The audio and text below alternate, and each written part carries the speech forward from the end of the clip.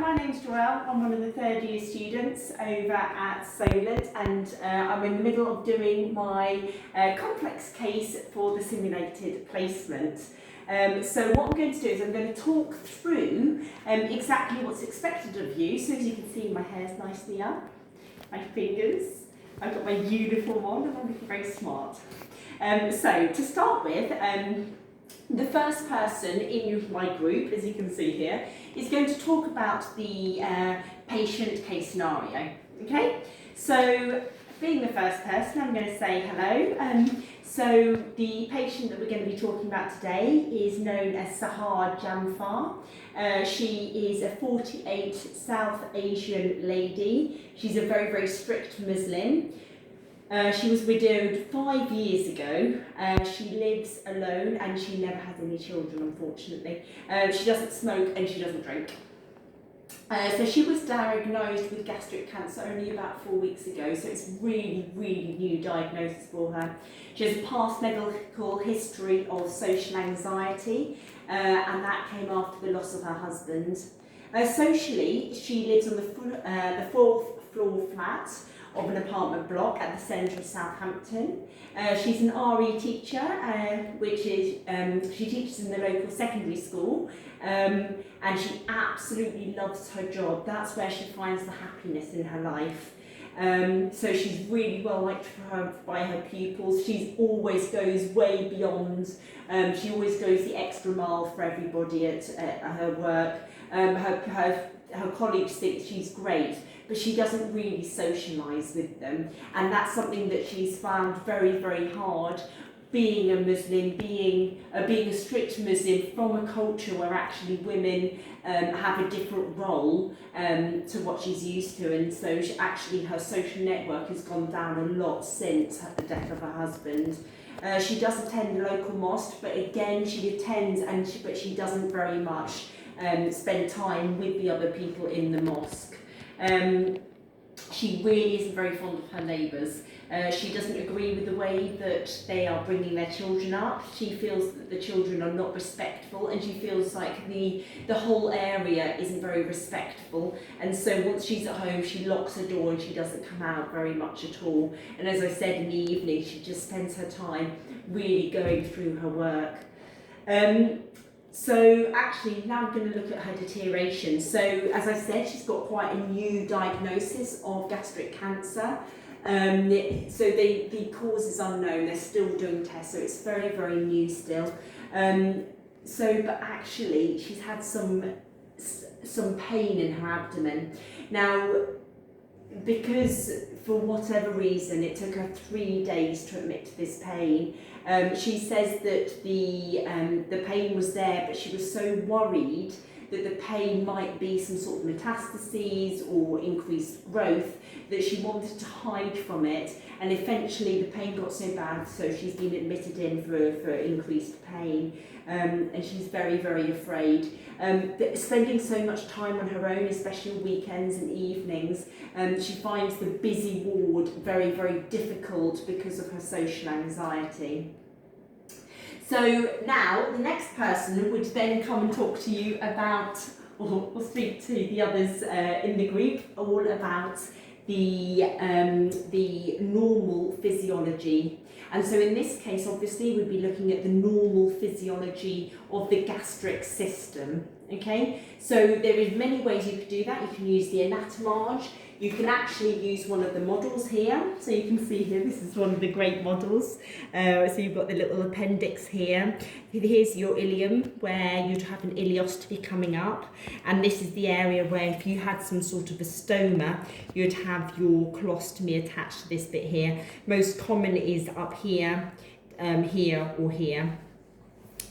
So this is one way that we could absolutely discuss the large bowels. Another way to discuss the gastric system, and obviously that's not complete for this particular one, but we do have other models, or you can bring anything in yourself. The other one is the anatomage. I suspect a lot of you will use the anatomage for this. So to do this, what I would do is I would open this up here. Okay. So open it up. I'm now going to remove some of the some of the bits. Now, either myself or Jasmine is going to be with you through this, and so if anything is, if you need any help, we'll be here to help you using the physical table. So here you can see, so you can use a pen, which is always quite cool. And I'm going to talk about how generally food moves down through the digestive system. I'm just going to get rid of the peritoneum because that, there we go. Okay, so it starts off with the food going into the mouth here, okay? The food then travels down the esophagus. So first of all, it gets, through mastication, gets broken down into chyme. The chyme then, bolus. It turns into a bolus, the chyme later on, apologies. So it starts into a bolus, it then goes down where you swallow it, and through peristalsis it goes down through the esophagus into the stomach. It then goes into the stomach area here, where it can be stored for 4 hours, and it gets broken down into little pieces through the high acid which sits in there, protected by the mucus layer.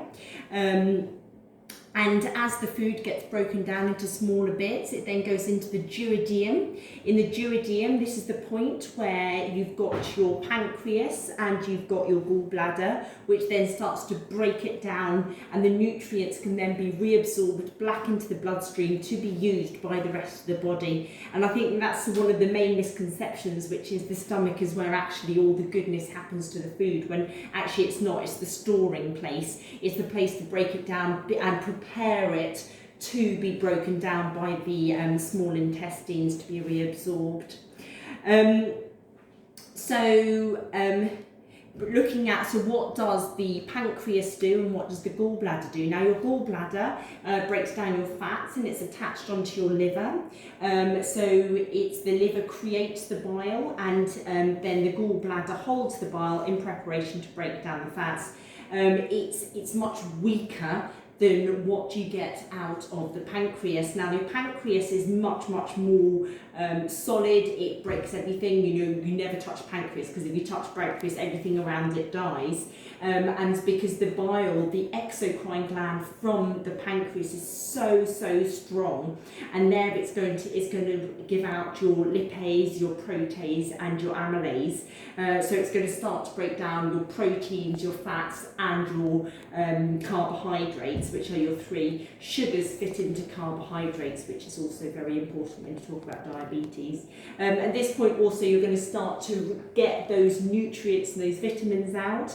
A good way to remember that is DECA, so D-E-K-A are the vitamins that start to get excreted thanks to the pancreas. As it continues its journey, it becomes, more and more gets excreted. When you look at the what comes out of an ileostomy, it's very liquidy, and the area around it's always very high breakdown, and that's because of the high acidity and because of all the nutrients and everything which are still sitting in there. Once it goes into your large intestines, it becomes feces and starts to become more formed, and at this point it's just water that starts to get reabsorbed into the bloodstream to be taken up. So just to show, we're going to do this button here for home, and I'm going to minimise this stream, or I can exit it at this point. And then the next one is already ready for me there. So for this one here, I'd like just to show you how the parts of the body go together. Can I do it now? So I'm going to show you here that you've got your esophagus, okay? You've also got your stomach, you've got your pancreas, and you've got your duodenum, and I think that'll do. We'll stick one of that in, a bit of a fistula in. And then you've got this little button here that you can press here, and what that's going to do, it's going to bring up those parts of the body. Just press this bit here, because what that does is it stops them both moving at the same time. And it shows you how those parts of the body specifically are joined onto one another. As I said, both Jasmine and myself will be able to help you to actually work these kind of parts. And here you can see how the stomach fits here. So we talked about the movement from the esophagus. So the esophagus moves through here. So the food moves through here into the stomach where it gets churned up through your pyloric sphincter, which goes in through here. Where is it? Oh, sorry, through here. And then there we have got the start of the duodenum with the pancreas joined on, which is where the actual breakdown is going to start. So now we've looked at the normal physiology, we would then start to look at the abnormal physiology or the pathophysiology. So at this point I'm going to bring you some sort of scans or anything else that's going to present what the abnormal physiology here is. So at this point I'm going to be talking about cancer. So most cancer is created through changes within the DNA. So cells actually mutate, they start off as normal cells, the cells actually mutate. This is not exclusively, but very often they start to mutate. And as they do, that mutation spreads.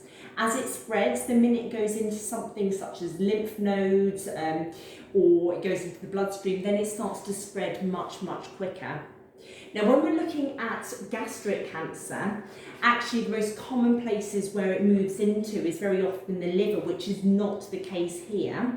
And it very often also, it can travel down the tract. And there's one other place that I can't remember, but I've got it written down, where it goes to. Oh, it can also spread to the lymph very, very quickly. And once I said it's in the lymph, that's the point where actually it's much harder to contain the cancer. So here you can see there are the 4 stages of gastric cancer. The first one is where it's actually still, or 0 is where it's still sitting within the mucosa. Stage 1, it's gone to the submucosa. Stage 2, it goes down through the muscle layers. Stage 3 is lower down still, and then stage 4 is gone through the entire stomach lining. Okay, and that's a stage 4 cancer once it does that. I've also got an image here. I think that you would want to have colour images because I think it helps, which actually identifies where the tumour cells are starting to look from a scan and what you'd be looking at. So stomach cancer, actually there's lots of different types of stomach cancer that you can get, and they can piggyback, as I said, to different areas in quite different ways. Often they are identified and the way to identify them, and I've been practicing this word because I can't say it very well, is a gastroscopy, where it goes into your esophagus and down into the stomach, where you would have a biopsy. First you'd have a little lens looking in the area, and then you'd have a biopsy to look at any abnormal cells in microbiology. And again, this is a good place where I would then be able to show you what those cells might look like to show a direct link. Now I'm going to start looking at the medications. Okay, so in my medication chart, I'm going to say actually at the moment what she's on is she's on ibuprofen, paracetamol, she's on codeine, and she's on Oromorph, but actually she hasn't been taking codeine or Oromorph because of her fear that it's going to mask something. So she's been living in pain, and that's actually been depleting her sleep, and her anxiety, and that's really been spiralling out of control. And at this point I could actually talk about the relationship between pain and fear, pain and social anxiety, mental health, because there's such a good correlation between the two. However, in this particular one, I am not going to go down that angle, and I'm just going to talk to you a little bit about ibuprofen.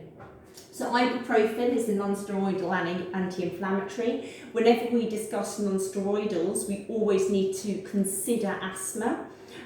Because it activates, or actually depletes the prostaglandins, which are used in the inflammation process, which can trigger off some sort of asthmatic attack.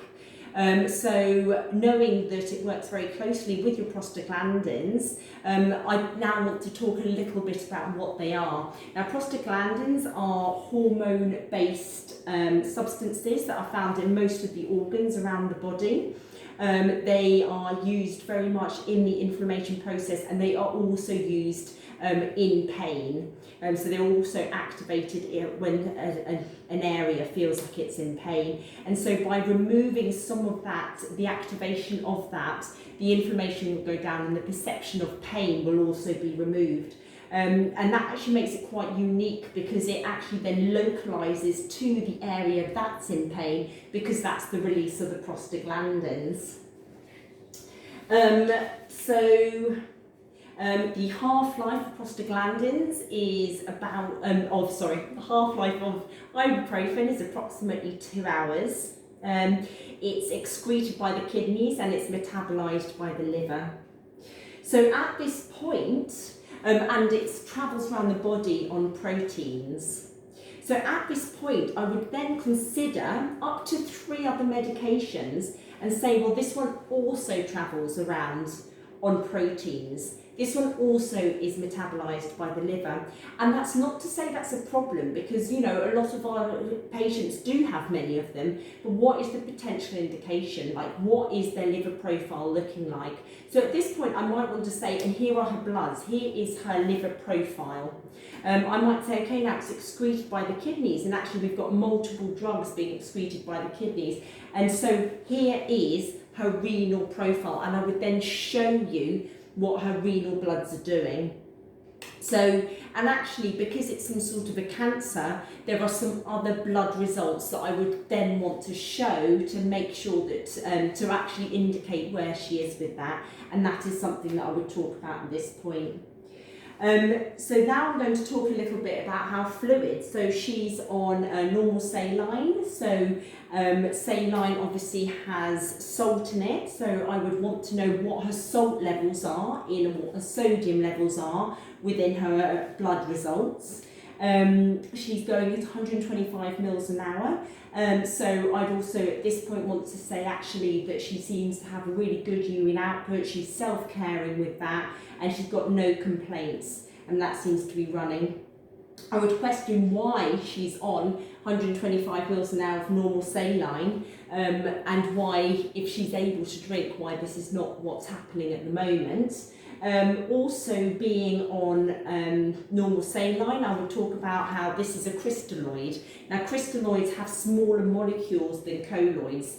Now this means that it travels around the body and it's excreted much more quickly than the ones with the larger molecules. So effectively, if you have your kidneys which excretes everything, and if your molecules are bigger, they stay in the system for longer because they're not going to pass through the glomerulus. If your molecules are smaller, they will pass right through, bang, and then you will lose them very quickly out through urine. So they remain in the circulating volume, in the vessels for much shorter amount of time than something like albumin, which stays in the body much longer because of the larger molecules. So that's potentially how I talk about fluids. Obviously, if I was talking about albumin, I'd be talking very much about your proteins and how that draws the fluids back into that vascular space. Now, to finish, I would then say, right, so before we go for any questions, I'm going to do a very quick quiz. Now, this could be a quiz, or I could say we're going to do a very quick labelling activity to label the parts of the body, or I'm just going to trigger off some questions. Once that's done, I would then finish off by saying, do you have any questions? Okay, so as I said, this is previously I've said to you, this is set out as between 20 to 30 minutes discussion that you guys are doing in your groups, followed by a 10-20 minute wrap up, debrief, discussion to finish it off. So I hope you found this video useful, and good luck!